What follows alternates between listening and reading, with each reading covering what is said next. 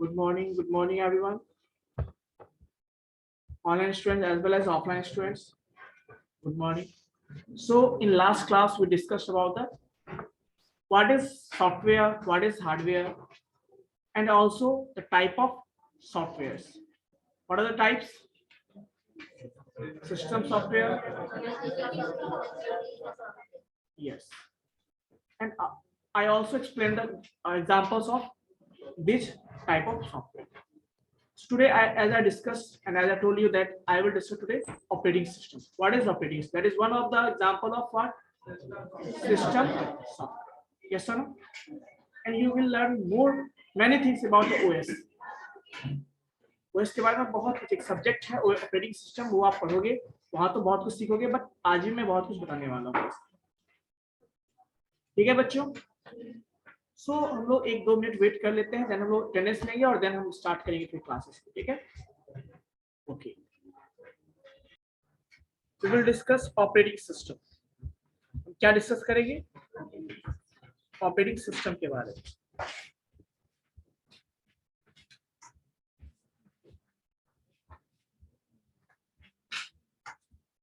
इस वन में बच्चों आप लोग hold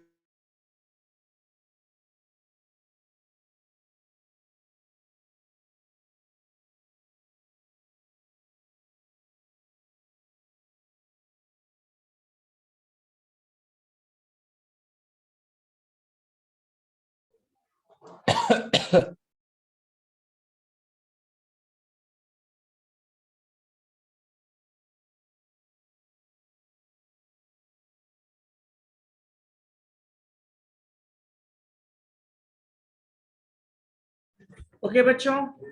so first thing that what is operating system? Yes online students, am I audible? Please confirm. Yes, sir. Yes, sir. Yes, sir. Yes, sir. कोई एक student है जो कि लीव हो चुका है, तो डोंट वरी, ध्यान रखिएगा। जो बच्चे हैं अटेंडेंस मेरे पास है, ऑफलाइन का भी अटेंडेंस मेरे पास में, बाद में मैच कर लूंगा। सो आप लोग नहीं पढ़ोगे, मैं आप लोगों को जबरदस्ती पढ़ाने वाला हूँ। तो आप सोचोगे कि मैं अटेंडेंस बना के बाहर हो जाऊं, वो पॉसिबल नहीं है। मेरे पास हर एक चीज रिकॉर्ड है, किसने कितना देर ज्वाइन किया है वो भी मेरे पास रिकॉर्ड है, किसने कितनी बार ज्वाइन किया वो भी रिकॉर्ड है ना? तो डोंट वरी इसके लिए, है ना? मेरे पास है समय कि मैं ये सब चीजें चेक कर सकता हूँ, क्योंकि मुझे मेरा सबसे प्राइमरी गोल है कि आपको पढ़ाना। ठीक है ना? कोई बच्चे ऐसे जो अटेंडेंस के लिए केवल सोच के करते हैं, तो उनको वो चीजें समझ में आनी चाहिए कि ये अटेंडेंस का मैटर नहीं, ये नॉलेज का मैटर है। आपको नॉलेज चाहिए। ठीक है, ये ध्यान रखिएगा। सो बेसिकली बच्चों, operating system, what is operating system? Anyone, any idea what is operating? Sir, operating system contain and manage all the program and application that a computer or mobile device is able to run. Just tell me one thing. As I told you that it is a system software, yes or no? Yes, sir. And what I told you about the system software? It is necessary. It provides platform to the another software. Platform is what? It provides interface basically. ये बताओ, क्या हम जो 4 wheeler 2 wheeler drive करते हैं, क्या ऐसे भी तो ड्राइव कर सकते हैं? ये बटन क्यों दिया है, सेल्फ क्यों दिया है, स्टार्ट क्यों करने क्यों दिया? चलाना होगा तो आप ऐसे भी तो दौड़ के साथ चला भी सकते हैं ना, चलाना ही हो तो। बट हम ऐसा क्यों नहीं करते? क्या वो एफिशिएंट होगा क्या? आप बटन, आपके पास 4 व्हीलर मान लो आपके घर में है, या आप किसी के पास 4 व्हीलर, आप देखो एक चाबी देने पे क्या होता है, वो स्टार्ट हो जाता है, एक बटन दबाने पे वो स्टार्ट हो जाता है। ये कैसे पॉसिबल है? कभी सोचा है? क्या उसको मतलब है क्या उसके अंदर कौन कौन से कंपोनेंट्स है, कौन स्टार्ट होंगे, कब होंगे, कैसे? मैनुअली करने जाए तो फिर हो गया ना। फिर अब सिंपल एसी का एग्जांपल मैं लेता हूं। एसी के इंटरनल पार्ट के में जानने के लिए जाओगे, या फिर आपको हवा से मतलब है? ये बताओ मुझे कि आपने रिमोट से बटन दबाया और एसी चालू हो जाए। यदि मैं आपको बोलूं कि जाओ समझ के आओ पहले कि क्या है उसके अंदर कंपोनेंट, तो फिर अच्छा लगेगा? तो बेसिकली साइंस क्या है? साइंस का ये सब क्या है? पार्ट है ना, साइंस का ही देन है ना ये। तो साइंस की जो चीजें हैं उनको यूज करने में ज्यादा मजा आता है कंपेयर टू डिजाइन करना, बनाना उसके बाद। तो साइंस का असली मजा है कि यूज करना सबसे अच्छा है। आजकल बटन चालू करो, एसी चालू हो जाएगा। बटन दबाओ फैन चालू हो जाएगा, बटन दबाओ टीवी चालू हो जाएगा, बटन दबाओ गाड़ी स्टार्ट हो जाएगा। ये सारे साइंस के ही पार्ट है ना। और ये कैसे पॉसिबल है? Because of science. कितना आसान है। यदि आपको ही बोला जाए कि चलो गाड़ी को ठेल करके स्टार्ट करो, क्या आप गाड़ी से जाओगे कभी वैसे गाड़ी से? एक दिन करना पड़े तो आप तुरंत दुकान पे भागते हो। आजकल सेल्फ भी आ गया उसमें, पहले तो सेल्फ बाइक में नहीं होते थे ना, किक होता था। अब क्या सेल्फ आ गया है। अब सेल्फ नहीं काम मतलब आदमी परेशान हो जाता था कैसे स्टार्ट होगा, क्योंकि आप उनको किक मारने की आदत नहीं है ना। तो बेसिकली कहने का मतलब ये है कि ये बटन हो गया, सेल्फ हो गया, ये रिमोट हो गया, ये सारा है क्या? एक्चुअली एसी भी तो हार्डवेयर है, फोर व्हीलर भी तो हार्डवेयर है, जो बाइक है वो भी तो हार्डवेयर ही है ना। हम यूजर हैं, हम उसके बीच में हमारा इंटरफेस कौन प्रोवाइड करता है? ये जो बटन है, स्विच है, सेल्फ है, यही ना हमारे उसके बीच में रिलेशन स्टैब्लिश करता है। तो ऑपरेटिंग सिस्टम भी इसी का काम करता है। It provides platform, it provides interface between user and hardware. जो हार्डवेयर्स हैं उसको हम डायरेक्टली उस प्रिंटर हम प्रिंटर खुद से जाए ऐसे ऐसे करते रहेंगे और फिर वो बोलेंगे तुम टाइप करो, कर अच्छा लगेगा क्या? नहीं लगेगा। तो हम क्या चाहते हैं कि बटन दबाए और प्रिंट स्टार्ट हो जाए। तो बेसिकली हम क्या चाहते हैं? बटन के हेल्प से हम चाहते हैं कि उस हार्डवेयर को कंट्रोल करेगा। Yes sir. और कौन कंट्रोल करना चाहता है? यूजर। यूजर टास्क परफॉर्म करने वाला है, तो उसी को हम क्या कहते हैं? Operating system. So basically it is interface. तो वैसे हम डिफाइन कर सकते हैं, simple, you can write, you all can write. मैं चाहता हूँ थोड़ा लिखने की भी आदत को आपको अच्छा रहेगा।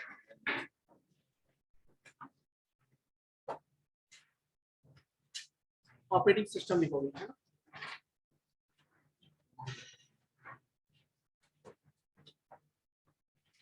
Operating system first point wise लिखोगे, ठीक है। Operating system is a system software. से पहली बात तो ऑपरेटिंग सिस्टम है क्या?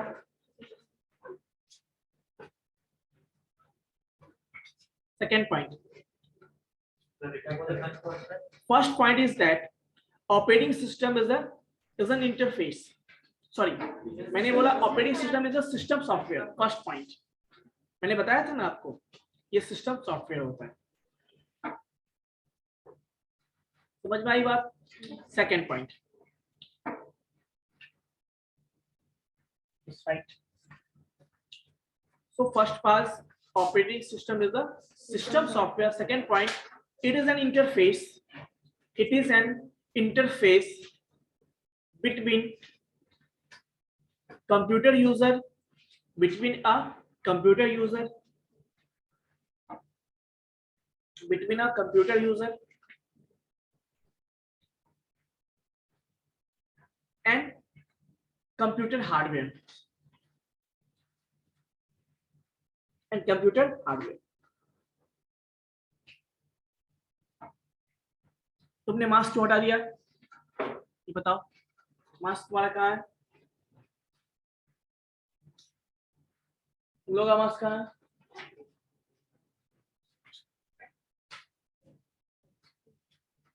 चलिए, तो मैं बात कर रहा था बच्चों इंटरफेस की। It is an interface between computer user and hardware. मतलब हमारे और हार्डवेयर के बीच का इंटरफेस। जैसे मैंने एक बटन बताया, फोर व्हीलर में आप बटन दबाते हो, आज फोर व्हीलर स्टार्ट हो जाता है। सो ये बटन क्या है एक्चुअली में? इंटरफेस ही तो है ना, जो कॉम्प्लेक्सिटी को अब्स्ट्रैक्ट कर देता है, मतलब छुपा देता है। Abstraction of complexity. उसके अंदर कैसे हार्डवेयर काम करे, कैसे व्हील काम करेगा, कैसे गियर काम करे, सारी चीज से आप क्या होते हो? निफिकिर होते हैं। आपको उससे मतलब है क्या? चक्का कितनी बार घूम रहा है, कैसे घूम रहा है, ब्रेक कैसे लगेगा, कैसे वो, आपको उससे मतलब, आपको बस स्टार्ट करने से बटन से मतलब है। चक्किया बाकी जनरल कैसे काम कर रहा है, नहीं काम कर रहा है, एसी में कंप्रेसर कैसे काम कर रहा है, नहीं काम, उससे कोई मतलब है क्या? आपको जस्ट हवा से। ये कैसे पॉसिबल है? By with the help of remote, with the help of button, with the help of switch. So that is the interface. कोई दिक्कत? चलिए नेक्स्ट पॉइंट लिखो ऑपरेटिंग सिस्टम के बारे में।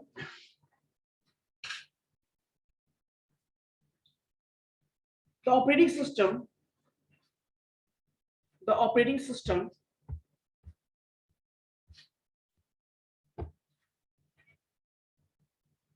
controls the operating system controls overall functions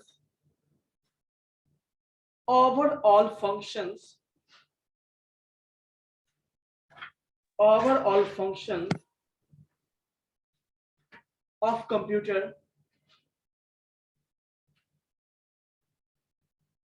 that is अब नीचे लिखे पॉइंट वाइज लिखोगे, दैट इज के बाद नीचे लिखोगे पॉइंट वाइज। पहला लिखो फर्स्ट प्रोसेस मैनेजमेंट,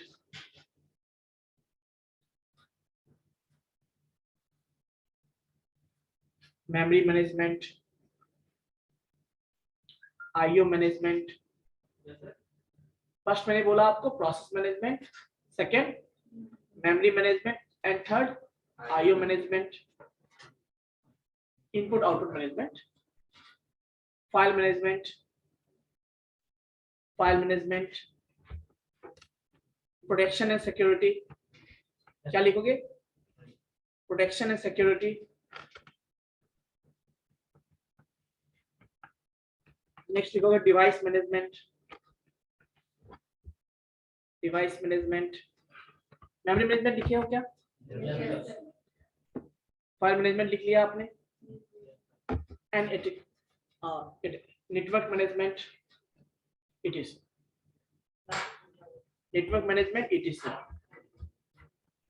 देखो कुछ चीजें मैं खुद से बताता हूँ, इसीलिए आप लोग थोड़ा फास्ट लिखा करो, है ना। क्या लिखा आपने?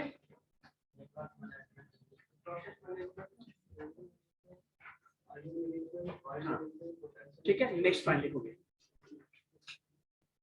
This is the reason operating system is called resource manager. This is the reason, अगला पॉइंट लिखोगे, this is the reason operating system is called as resource manager. क्या कहते हैं उसको? रिसोर्स मैनेजर कहते हैं, रिसोर्स मैनेजर कहते हैं। कोई दिक्कत? क्या कहते हैं बच्चों? Resource manager, because it controls, it manages each and every resources, that is each and every processes, hardwares, devices, etc। कोई दिक्कत? Online students, are you writing? Yes, sir. Yes, sir. Yes, sir. So is there any problem, any doubt? You can ask. Yes, sir. Okay, bachcho. So Anjali Kumari, who is Anjali Kumari? Yes, sir.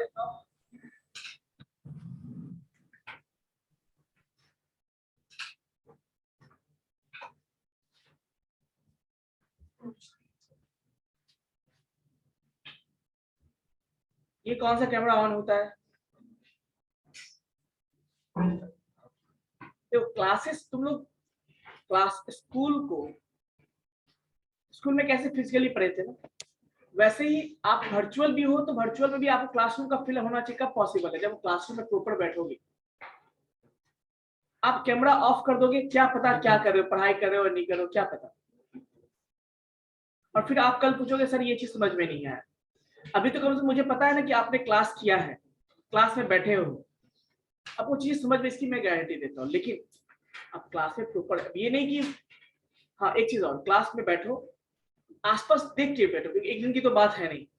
तो आप आसपास देख के बैठो कि साथ के आसपास नॉइज नहीं होनी चाहिए, कोई एकांत जगह ढूंढो दो जहाँ नेटवर्क प्रॉपर हो, बैठने की प्रॉपर वहां पे अरेंजमेंट हो, ताकि एक दिन की बात नहीं है, आपको अभी आदत डालना पड़ेगा, है ना। चलिए, समझ में आई बच्चों ये चीजें? ओके। सो बेसिकली ये सारे मैंने पॉइंट्स बताए किसके बारे में? ऑपरेटिंग सिस्टम के बारे में। कोई दिक्कत? चलिए, अब कुछ एग्जांपल्स लिखो। जैसे ऑपरेटिंग सिस्टम में कौन कौन से एग्जांपल्स होंगे? विंडोज ऑपरेटिंग सिस्टम नाम सुना, विंडोज में भी बात करूं तो बहुत सारे हैं, एक्सपी हैं, है ना, 97 है, 95 है, 2000 है, 2003 है, विंडोज की बात कर रहा हूँ मैं। विंडोज 7 है, बहुत सारे 7 के भी बहुत सारे वर्जन्स हैं, 8 है, 8.1 है, 10 है, अभी 11 आ गया, विंडोज 11, ये सारे विंडोज के हैं। तो विंडोज एक ऑपरेटिंग सिस्टम है। इसके अलावा यूनिक्स, यूनिक्स का नाम सुने हो, लिनक्स, यूनिक्स। पहले यूनिक्स मतलब कमांड लाइन आर्गुमेंट, उसमें कमांड लाइन के थ्रू हम लोग उसको रन करते हैं। उसी को थोड़ा सा चेंज करके अब लिनक्स बनाया गया, इसमें कि हम दोनों ऑप्शन हमारे पास, ग्राफिकल भी है और कमांड लाइन। मैक ओएस का नाम सुना ही होगा, एंड्रॉइड का नाम सुना होगा, एंड्रॉइड का नाम सुना होगा। ये सारे क्या है आपके विंडोज। सेकंड लिखोगे लिनक्स, LINUX या Unix, Mac OS, Android, Linux, LINUX, Mac OS, MACOS, ठीक है, एंड एंड्रॉइड एटसेट्रा। मतलब एंड्रॉइड भी तो आपको पता है ना, मोबाइल के ऑपरेटिंग सिस्टम ही है ना। चलो एक फिगर आपको मैंने बताया था, शायद पिछले क्लास में याद होगा या नहीं। बेसिकली जो ओएस हमारा होता है वो क्या होता है, रिसोर्स मैनेजर होता है। अब रिसोर्स क्या क्या होंगे उसमें, क्या क्या रिसोर्सेस हो सकते हैं उसमें बताइए, कौन कौन से रिसोर्सेस हो सकते हैं वहां पे।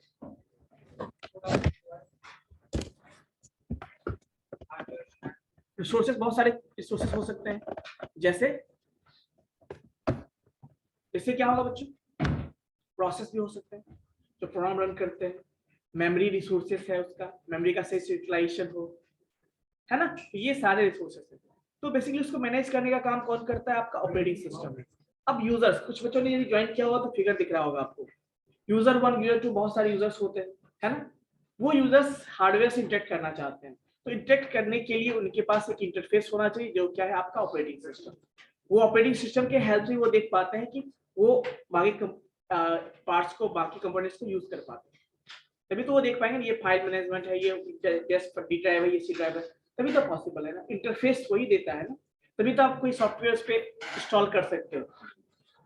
एक पॉइंट और भी यदि स्पेस है तो लिख सकते हो वहां पे, it also provides platform, it also provides platform to the another software, दूसरों को भी ये क्या प्रोवाइड करता है, प्लेटफॉर्म प्रोवाइड करता है। क्लियर है, it also provides platform to the other software। कोई दिक्कत बच्चों,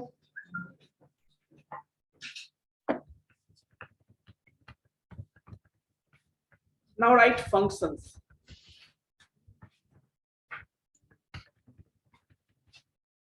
now write functions। एक काम करो, पहली बात पहले कुछ चीजें समझ लो अच्छे से। एक क्वेश्चन है, where operating system resides, operating system कहाँ रिसाइड करता है। मैंने इसको बताया भी है, मैं फिर से एक बार बता देता हूँ, याद दिला देता हूँ आपको। अभी आपको हार्ड डिस्क है, लेकिन रीजन भी मैंने बताया था आपको, क्योंकि मैं बहुत सारी चीजें पहले एक्सप्लेन कर दिया, मैं फिर रिवाइज कर देता हूँ एक बार। जैसे बहुत तरह के मेमोरी आपने देखा, हार्ड डिस्क में ही हम क्यों करते हैं, कुछ तो रीजन होगा। हम रैम में भी कर सकते थे, हम रोम में भी कर सकते थे, हम कैसे मेमोरी भी कर सकते थे। ऐसा क्या रीजन है कि हम हार्ड डिस्क में ही करते हैं, इसके बहुत सारे रीजन हैं। फर्स्ट रीजन ये कि हम चाहते हैं क्या, हम सिस्टम को स्विच ऑफ, ये बताओ रैम में क्यों नहीं रख सकते हैं, कि रैम वॉलेटाइल मेमोरी क्या है, वॉलेटाइल। यदि हम एक बार स्विच ऑफ करेंगे तो फिर दोबारा हमें वो मिलने वाला नहीं है, इसलिए वो क्या है आपका वॉलेटाइल मेमोरी। क्या अभिषेक, साइज भी छोटा होता है। कंपैरेटिवली मैं बात करूं तो जो ऑपरेटिंग सिस्टम होते हैं विंडोज, जैसे विंडोज की मैं बात करता हूं तो विंडोज ऑपरेटिंग सिस्टम कितने होते हैं, 25 to 40 GB मैंने बताया था आपको। विंडोज 10 जो है 25 to 40 GB का अप्रॉक्स स्पेस लेता है। अब रैम तो हम 4 GB 8 GB यूज करते हैं, कैसे पॉसिबल है क्या। तो इसके लिए हमें एक परमानेंट मेमोरी चाहिए ना, जहाँ पे अब मैं रोम में इस करने के लिए रोम बहुत छोटा साइज में होता है, बाकी परमानेंट कौन सा है, हार्ड डिस्क। एक रीजन ये भी है क्योंकि हार्ड डिस्क में परमानेंटली उसको स्टोर कर सकते हैं और जब सिस्टम ऑन करता है तो लोड हो जाएगा। दूसरा रीजन मैंने क्या बोला, रैम में क्यों नहीं कर सकते, क्योंकि वो वॉलेटाइल मेमोरी है, स्विच ऑफ करने के बाद ऑन करेंगे वो फिर मिलेगा नहीं। एक सेकेंडरी मेमोरी ऑप्शन बचता है जहां पे हम स्विच ऑफ कितनी बार करेंगे वो डेटा हमारा स्टोर करेगा। समझ में आई बात? तो अब यस, कैपेसिटी भी एक रीजन हुआ। तो पहली बात तो वॉलेटाइल नेचर नहीं होना चाहिए जहां पे स्टोर करेंगे, क्योंकि दोबारा मिलेगा नहीं वॉलेटाइल नेचर होगा तो। सेकेंड, स्टोरेज कैपेसिटी हो गया आपका। अब ऑन करते तो बार बार उसे लाना पड़ता है, तो इसी के लिए तो हमने क्या किया है, ऑलरेडी रोम यूज करते हैं ना, बूटस्ट्रैप लोडर जो होता है, जिसका काम होता है ऑपरेटिंग सिस्टम को हार्ड डिस्क से उठा के, सेकेंडरी मेमोरी से उठा के कहाँ लाना, रैम में लेना। अब बताओगे क्या सारे, मैंने ये भी बताया था आपको, क्या सारे का सारे पार्ट को नहीं लाते, वहां पे कर्नल होता है जो हमेशा कहाँ होता है, रैम में होता है। ऑपरेटिंग सिस्टम का एक पार्ट होता है, इंपॉर्टेंट पार्ट होता है कर्नल जिसको बोलते हैं, वो हमेशा रैम में डिसाइड करता है, मतलब जैसे ऑन करोगे वो रैम में आ जाए। एंड देन मैंने क्या बोले, बहुत सारे फंक्शंस है ऑपरेटिंग सिस्टम, तो जिसकी जरूरत होती है सिस्टम में आप उसी के रिलेटेड उस चीज को, फंक्शंस को उसमें एंटर लाया जाता है, लोड किया जाता है, बाकी चीज को लोड नहीं, काम खत्म हो गया उसको फिर बाहर कर दिया। तो इसी से आपको जो 25 GB ऑफ जो आप देखते हो वो पूरा का पूरा ऑपरेटिंग सिस्टम है, बट जिस पार्ट की जरूरत होती है वही केवल लोड होता है, तो इससे आपको 4 GB 8 GB में भी काम हो जाता है। कोई दिक्कत है? फंक्शंस मैंने बताया थे, लिखो functions of operating system.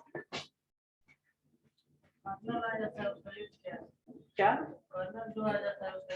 Colonel important part होता है, जैसे देखो आप ही में से एक जो है सीआर होगा, वो इंपॉर्टेंट पार्ट है ना, आप ही लोग की तरह है, एक इंपॉर्टेंट पार्ट है ना सीआर, अटेंडेंस सबका लेना, मैनेज करना, क्लासरूम साइलेंस करना जब टीचर नहीं हो तो, है ना, बहुत सारे उसके रिस्पॉन्सिबिलिटीज होते हैं, उसके भी टेंशन होते हैं, बहुत सारे होते हैं। तो वैसे ही एक होता है वो ऑपरेटिंग सिस्टम का एक मेन पार्ट होता है। ठीक है, यदि मैं इससे बोलूँ कि तुम 5 बच्चे को लेके आओ किसी काम के लिए, मैं बुलाऊं, अब ये 5 बच्चे सिलेक्ट करने का काम इसका है, अब ये किसे सिलेक्ट करेगा बताओ, क्या बदमाश को करेगा सिलेक्ट? अच्छे बच्चे सिलेक्ट करेगा ना ये, क्योंकि इसे पता है ना कौन से बच्चे आप में से अच्छे हैं, कौन से बच्चे कैसे, हमसे बेटर ये जानता है आप, तो रिस्पॉन्सिबिलिटी है ना। वैसे कर्नल आपका ऑपरेटिंग सिस्टम का पार्ट होता है, वो एक्सक्यूट होता है, उसके बेस पे आपको क्या है बाकी चीजें। समझ में आई बात? नेक्स्ट काम मैंने क्या बोला आपको, तो एक क्वेश्चन आपने समझ लिया, where operating system decide, operating system decide in secondary memory और द हार्ड डिस्क, क्लियर है?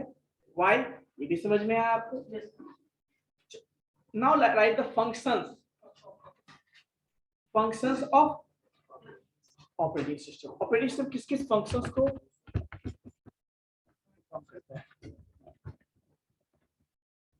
लिखोगे सबसे पहला process management,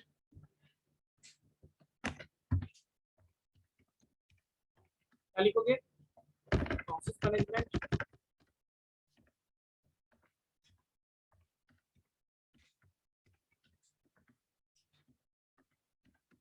process management. Second लिखो मेमोरी मैनेजमेंट,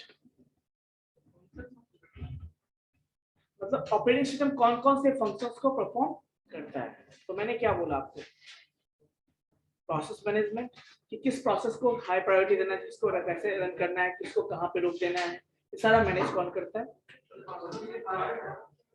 लिख लो फिर से, वो तो अलग पार्ट था, मैं लिखा देता हूँ आपको अभी अलग से बताया, वो तो मैंने उसमें डेटा बोला था ना वहां पे, अलग से लिख लो। Functions of operating system,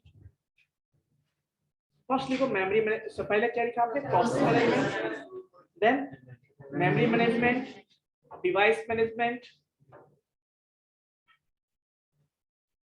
management, file management, protection and security, लिख दिया। इसके अलावा और भी बहुत सारे हैं, जैसे control over system performance, system के परफॉर्मेंस को पे कंट्रोल करना, है ना, ये भी उसका काम है। Job accounting, error detection, coordinate between other software and users. तो लिखोगे फाइल मैनेजमेंट लिख लिया आपने, प्रोटेक्शन एंड सिक्योरिटी लिखा, नेक्स्ट लिखोगे control over system performance, control over system performance. Next job accounting, मतलब किस जॉब को कैसे करना है, कैसे ट्रीट करना है, कौन इंपॉर्टेंट है कौन सा इंपॉर्टेंट, ये सारा कौन करता है। नेक्स्ट लिखोगे एरर डिटेक्शन, क्या लिखोगे, error detection aids. Error detection मतलब कोई प्रॉब्लम आ गई तो उसको डिटेक्ट करके ठीक करना। Coordinate between other software and user, coordinate between other software and users. कोई दिक्कत, यूजर्स इसी का है फंक्शन है वो। कोऑर्डिनेशन मतलब कोऑर्डिनेट करना बीच में। चलिए इतना समझ में, आप समझिए वन बाय वन। जो हमने बताया प्रोसेस मैनेजमेंट, समझिए, समझने वाली चीजें हैं। प्रोसेस मैनेजमेंट मतलब क्या हो गया कि हम अपने प्रोग्राम, जैसे हमारे सिस्टम के अंदर बहुत सारे प्रोग्राम रन कर रहे होते हैं, बहुत सारे एप्लीकेशन रन कर रहे होते हैं, हर एक एप्लीकेशन के अपने अपने प्रोग्राम रन कर रहे होते हैं। जैसे अभी मैंने क्या ओपन कर रखा है बताओ, MS word, zoom application, notepad भी देखो ओपन है, नीचे देखोगे ब्राउजर भी मैंने ओपन कर रखा है ना। तो ये सारे एप्लीकेशन ओपन करेंगे, सारे एप्लीकेशन के अपने अपने प्रोसेस रन कर रहे होंगे तभी तो पॉसिबल है। तो उसमें से आपको क्या सारा दिख रहा है, कोई ऐसा है कि लैग कर रहा है आपको, सारा एट द सेम टाइम को दिख रहा है ना। जूम दिख रहा है, इससे बच्चे जूम काम है तभी तो बच्चे सारे हमारे कनेक्टेड है। अभी मैं पूछूं Ankur, am I audible? Yes sir. आया रिप्लाई? कैसे पॉसिबल है, क्योंकि यहाँ पे हार्डवेयर भी तो काम कर रहे होंगे ना इंटरनली, तो हार्डवेयर के भी को भी कंट्रोल कर रहा होगा ये, तभी तो मेरी आवाज सिस्टम में इंटर हुई और फिर वो उसके पास गया, अंकुर के पास गया। यस ना अंकित? अब देखो तो मेरी आवाज भी काम कर रही है, हार्डवेयर काम कर रहा होगा इंटरनली। मैंने जो एप्लीकेशन से कनेक्ट कर रखा है जूम से, वो भी काम कर रहा होगा। ये जो डिस्प्ले आपको विजिबल होगा वो भी काम कर रहा होगा। ये सारी चीजें कैसे, कोई सारे एप्लीकेशन हैं, सबके अपने अपने प्रोग्राम रन कर रहे हैं, तो कैसे हो रहा है ये? कोई होगा ना मैनेज करने वाला जो आपको साइमल्टेनियसली इतना फास्ट रन कर रहा होगा, उसको मैनेज कर रहा होगा, जिसके कारण हमें सारी चीजें at the same time visible है यहाँ पे। इसको कहते हैं प्रोसेस मैनेजमेंट कहते हैं। क्या बोलते हैं? तो जितने भी एप्लीकेशंस हैं सबके प्रोग्राम अपने होते हैं और सबके प्रोग्राम्स रन करते हैं, तो उसको हम क्या बोलते हैं रनिंग स्टेट में? उसको प्रोसेस बोलते हैं। A program in execution mode is called process. A program in execution mode is called process. समझ में आई बात? तो ये चीजें जो है याद समझो, इसको प्रोसेस मैनेजमेंट कहते हैं। नेक्स्ट क्या है बच्चों? Memory management. अब देखो आप कोई डेटा स्टोर करते हो, अब बताओ रैम का साइज कितना होता है? अब उसी में सारा कुछ परफॉर्म करना है, ऑपरेटिंग सिस्टम को भी लोड करना है, कोई एप्लीकेशन ऑन करेंगे उसको भी लाना है, प्रोसेस को भी लाना है और बहुत सारे टास्क परफॉर्म करने होते हैं। उसको मैनेज कौन करता है? ऑपरेटिंग सिस्टम ही तो करता है ना, उस सारे रैम को मैनेजमेंट भी करता है कि डेटा आप कोई भी कॉपी करोगे तो डेटा कहाँ आएगा? रैम में आएगा। किस जगह पे आएगा, कौन सा डेटा खाली है, उस पर जो डेटा रखना है नहीं रखना है। तो मान लो डेटा आप रखते जा रहे हो ऐसे करके, रखते जा रहे हो, बीच में कोई डेटा यूज हो गया, बाहर कर देगा उसको, बैकएंड शीट हो गई वहां पे। अब नेक्स्ट डेटा आएगा तो उसको उस बैकएंड शीट में फिल भी करना होगा ताकि मेमोरी का अधिक से यूटिलाइजेशन हो। तो ये सारा कहलाता है आपका मेमोरी। किस डेटा को कहाँ पे रखना है, किस डेटा पे, किसमें, मेन मेमोरी मतलब रैम की बात कर रहा हूँ। मेमोरी मैनेजमेंट मतलब रैम की बात कर रहा हूँ। समझ में आई बात? अब जो सीपीयू को, प्रोसेसर को जो डेटा चाहिए होगी वो कहाँ लाएंगे? रैम में ही लाते हैं ना। तो मैंने कही कि मैनेजमेंट हो रहा होगा ना कि किस डेटा को कहाँ रखना है, रैम में कहाँ हटा देना है, किसको हटा देना है, कौन यूज में नहीं है, किसको इम्पोर्टेंट है, सारा मैनेज करते हैं। Then comes what? Device management. Device management क्या है? ये बहुत सारे डिवाइसेस आप देख रहे हो यहाँ पे, इसको आईओ मैनेजमेंट भी हम कह सकते हैं। क्या बोल सकते हैं? आईओ मैनेजमेंट भी कह सकते हैं। उसको लिखोगे आईओ मैनेजमेंट भी कह सकते हैं। Input output management, input output device management. तो आपके सिस्टम में बहुत सारे इनपुट डिवाइस कनेक्टेड हैं या नहीं? बहुत सारे आउटपुट डिवाइस भी है कनेक्टेड, उसको कोई ना कोई मैनेज कर रहा होगा ना। अभी जो मैंने बोला अंकुर, अंकुर को सुनाई दिया होगा, उसने रिप्लाई किया, इसका मतलब मेरा इनपुट डिवाइस काम कर रहा है ना सिस्टम पर। अभी देखो मैं अंकुर को देख पा रहा हूं, कैसे पॉसिबल? क्योंकि हमारा आउटपुट डिवाइस काम कर रहा है। अभी देखो, ये देखो अभी शुभम बात कर रहा है, शुभम बात कर रहा है ना, ये मुझे विजिबल है। कैसे विजिबल है? क्योंकि जूम के थ्रू जो एप्लीकेशन है वो रन कर रहा है और मैं उसके थ्रू विजिबल है वो मुझे, ये सारा क्या है उसके उसके एंड पे भी तो उसके भी कंप्यूटर या मोबाइल या लैपटॉप में जो है ऑपरेटिंग सिस्टम होंगे ना, वहां भी तो मैनेज कर रहा होगा ना। तो ये सारी चीजें कैसे, सारे इनपुट आउटपुट डिवाइस ही क्यों ना वो सारे रन कर रहे होंगे। ये जो ब्राइटनेस आप देख रहे हो स्क्रीन का जो ब्राइटनेस मेंटेन है, इवन बहुत सारे input device input output devices को हम यूज कर रहे हैं या नहीं कर रहे हैं, उसको भी तो मैनेज करना होगा ना। कौन मैनेज करेगा बताओ। नेक्स्ट देखो, फाइल मैनेजमेंट की बात करता हूँ। फाइल मैनेजमेंट क्या होता है।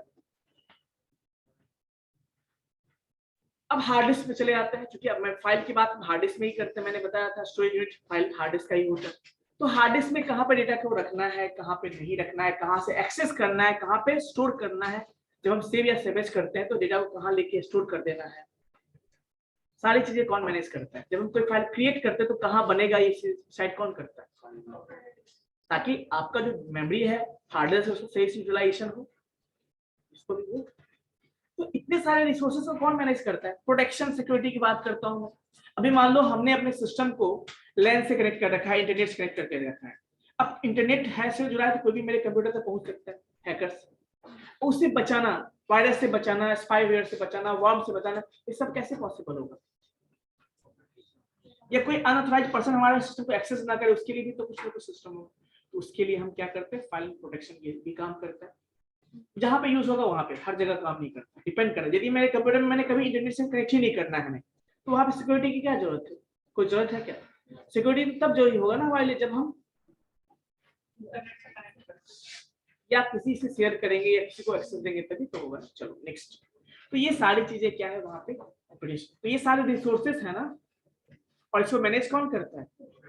तो इसीलिए ऑपरेटिंग सिस्टम को हम क्या कहते हैं, रिसोर्स मैनेजर भी बोलते हैं। अब एक चीज मैं एक सिंपल सा एग्जांपल लेता हूँ, रियल वाला एग्जांपल लेता हूँ। मुझे बताना, क्या सॉफ्टवेयर एग्जिस्ट करता है फिजिकली,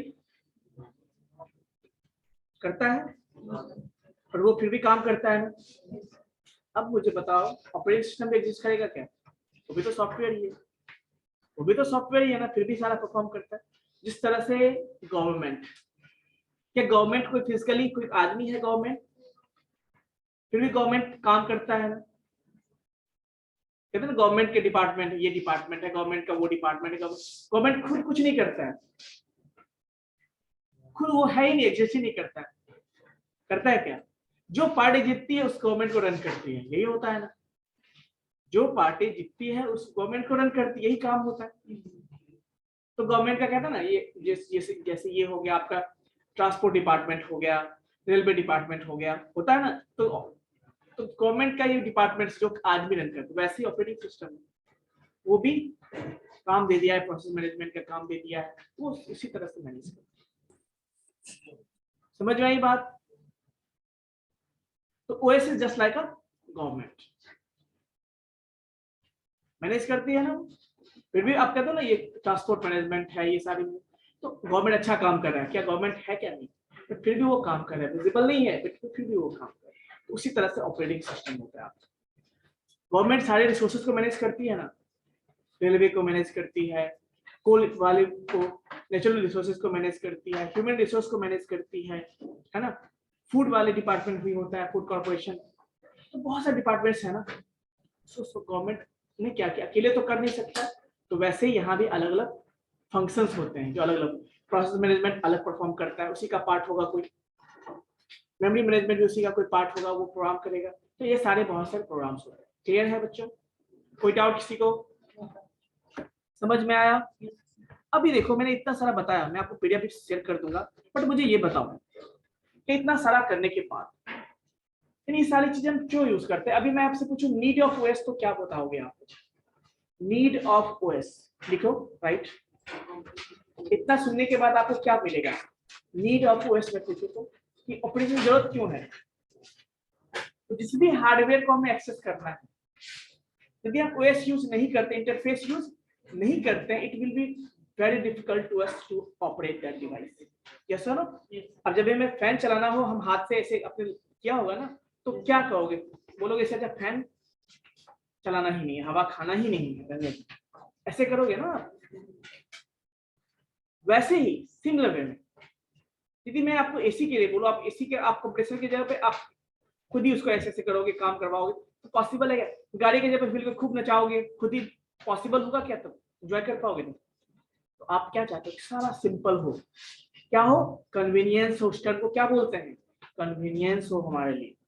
क्या हो? तो कन्वीनियंस देखो, पहला क्या होगा? Convenience for the user. क्या? क्योंकि आखिर चलाने वाला कौन है? यूजर के लिए तो डिवाइस बनाया गया है ना। कार क्यों बनाया गया है? यूजर उसको यूज कर पाए। एसी क्यों? यूजर उसको यूज कर पाए। और उसके लिए सबसे पहले कन्वीनियंस ही नहीं होगा तो वो फिर क्यों यूज करे? आप उसको गाड़ी दे दो, बोलो तुम खुद से चला लो, तुम भी अपना चक्का खुद घुमाओ, चलाओ, तभी वो चलाएगा। कन्वीनियंस हुआ क्या? आसान। तो कन्वीनियंस पहली बात। अब ये देखो क्या है, सिंपल सी बात। लोग कहते हैं कि विंडोज ऑपरेटिंग सिस्टम ज्यादा फेमस है, अच्छा है। कुछ लोग कहते हैं लिनक्स अच्छा है। सिक्योरिटी के हिसाब से बात करें तो लिनक्स ज्यादा सिक्योर इसके कंपैरिजन में विंडोज की सिक्योर, लेकिन फिर भी विंडोज यूज करते हैं ज्यादा। क्यों? लिनक्स में इंटरफेस तो अभी अभी आया ना कुछ सालों से, पहले तो उसमें कमांड लाइन से था। अब कमांड लाइन मेहनती वाला तो भी कर पाएंगे ना उससे प्रोग्राम। कितने लोग हैं जिनको कमांड याद रहता होगा? तो कन्वीनियंस हुआ क्या? फेमस हुआ था उतना। विंडोज क्यों फेमस है? इसीलिए क्योंकि वो जीयूआई है, ग्राफिकल यूजर इंटरफेस है। सब कुछ ग्राफिकली, पिक्चर देख लिया बच्चा भी ऑपरेट कर लेगा। अच्छा, खुद मैंने देखा है बच्चे को, खुद से छोटे छोटे बच्चे जो 1.5 साल 2 साल के हैं, वो सारे बच्चे खुद से मोबाइल में यूट्यूब खोल के अपना सर्च भी कर लेते हैं। छोटा भीम, ये क्या क्या सर्च कर लेते हैं। क्यों कर लेते हैं? कन्वीनियंस होता है। क्या होता है? कन्वीनियंस होता है। तो फर्स्ट प्राइमरी गोल क्या होता है?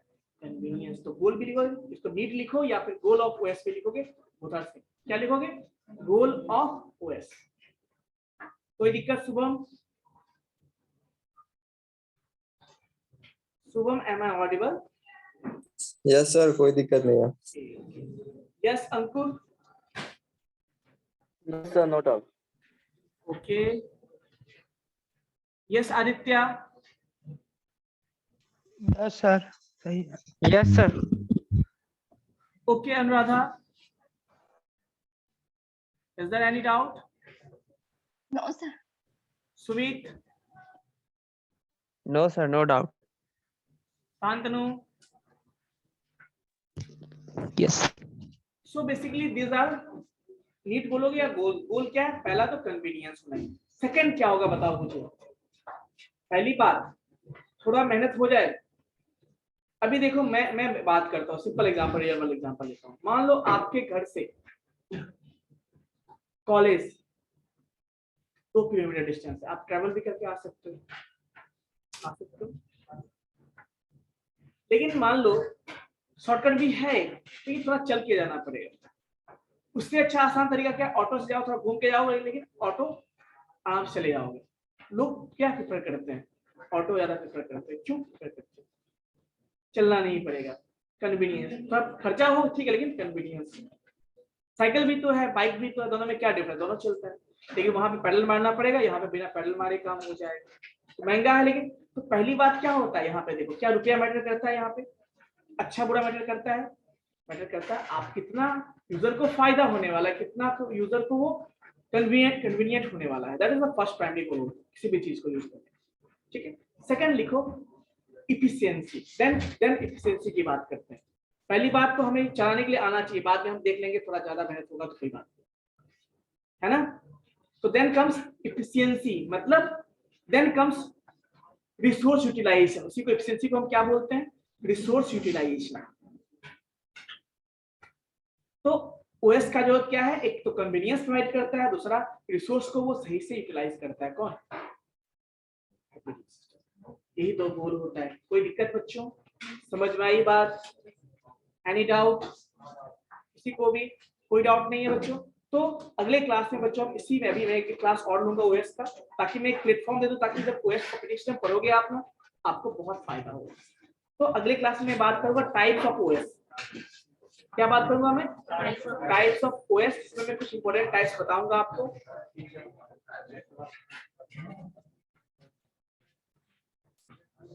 लास्ट बेंच खड़े हो जाओ। हाँ तुम खड़े हो जाओ, स्टैंड अप। हाँ यस, और तुम दोनों भी खड़े हो। Yes tell me what is operating system. नहीं ऐसे बताइए ना, थोड़ा कुछ तो याद होगा।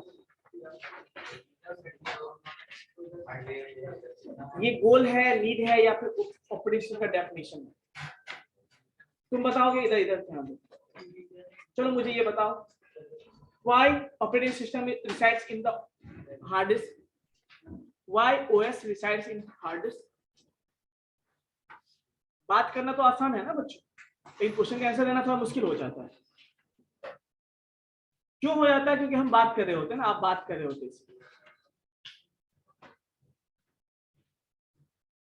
बताइए क्या होगा? What is why OS resides in OS secondary memory or the hard disk? Why? What is the reason? Give me two reasons.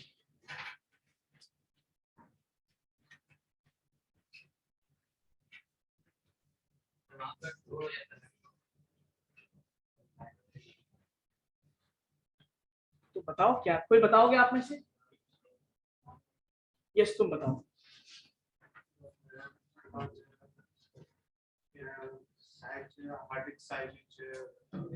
जितना स्पेस चाहिए उतना बाकी मेमोरी में नहीं होता है, हार्ड डिस्क में होता है। तो पहला।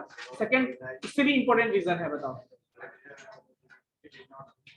बिल्कुल, very good, that's why it is RAM में नहीं कर सकते, रैम मेन मेमोरी है, बट वहां पे स्विच ऑफ करके बाद डेटा फ्रेम में मिलेगा नहीं। तो यदि मैंने इंस्टॉल भी कर दिया, वहां पे स्टोर भी कर दिया, सेकंड टाइम तो मिलने वाला नहीं है, तो फिर से हमें इंस्टॉल करना पड़ेगा। There is a problem, yes और no? So that's why the OS resides such kind of memory that is not volatile and that has the enough capacity. So which one is the appropriate? That's why secondary memory is the appropriate location where we can store the OS. Clear है बच्चों? Any doubt? Okay, so this is enough for today. We will meet in next class with the types of operating system. So till now you have to revise all the topics so that I can ask in next class. Yes everyone? Okay बच्चों, online students? Yes, sir. Thank you, sir. Thank you, sir.